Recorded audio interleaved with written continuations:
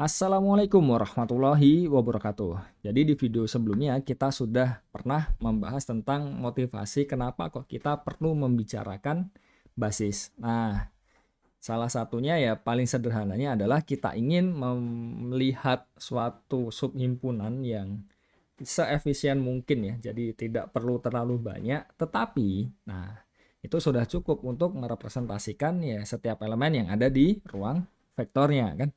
Jadi arahnya ke situ.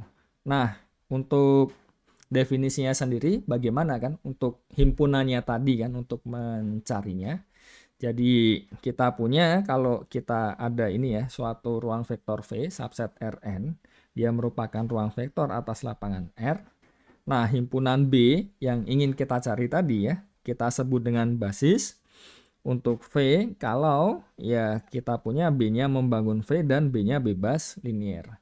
Jadi syarat membangunnya ini ya tujuannya untuk supaya ini ya setiap elemen yang ada di ruang vektornya itu dapat direpresentasikan sebagai kombinasi linier vektor-vektor yang ada di B ini. Dan kenapa kok perlu bebas linier? Karena kita ingin banyaknya elemen yang ada di B ini seefisien mungkin. Jadi sesedikit mungkin. Nah, itu kenapa kok kita perlu dua syarat ini.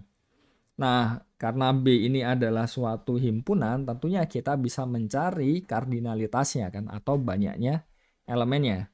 Nah, banyaknya elemen dari B ini kita sebut dengan dimensi dari V.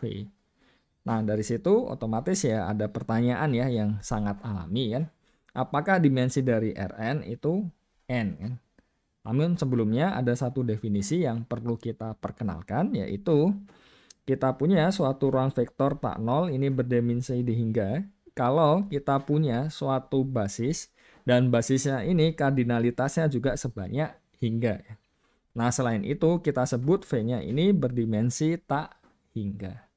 Jadi ini sedikit tentang ya definisi dari basis.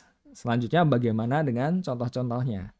Nah, contoh basis kita coba cek saja. Jadi kalau dia tidak bebas linier kan berarti ya selesai ya, dia bukan basis ya. Nah, bagaimana kalau misalkan yang bebas linier ini? Apakah ya kan? Apakah himpunan ini ya basis di R3 ya kan? Nah, ini ternyata secara umum bisa kita tunjukkan bahwa dia merupakan basis di R3. Jadi bagaimana cara untuk menunjukkannya? Ya, kalau bebas linearnya kan di sini sudah ya dan bisa cek lah untuk penjelasan lebih detailnya di video yang sebelumnya. Nah, bagaimana dengan membangunnya kan? Jadi kalau kita ambil sebarang, misalkan di sini kita punya ABC, ya kan? Nah, bagaimana cara membentuknya kan?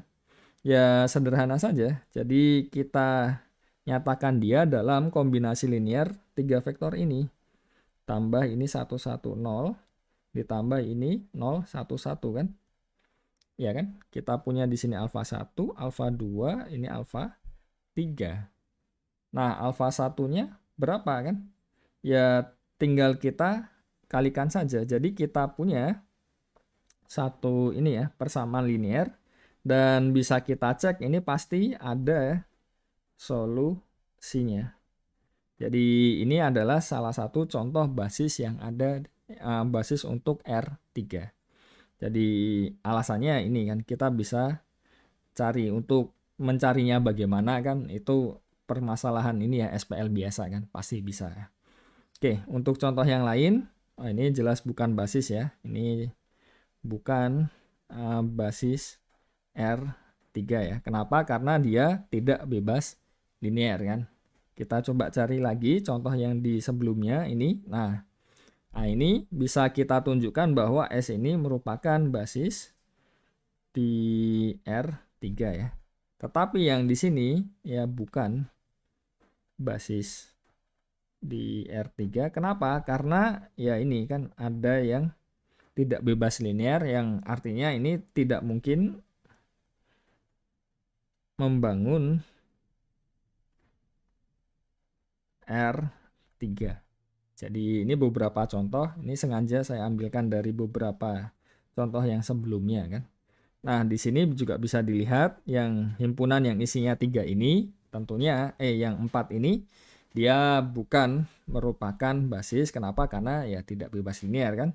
Terus yang ini ya kalau kita himpun isinya 3 ini ya tentunya dia akan jadi basis di R3 kan. Terus kalau kita lanjut lagi di bagian depannya lagi, ini sudah kita bahas tadi kan. Terus kita lihat yang bagian depan lagi, berarti kan sudah semua ya.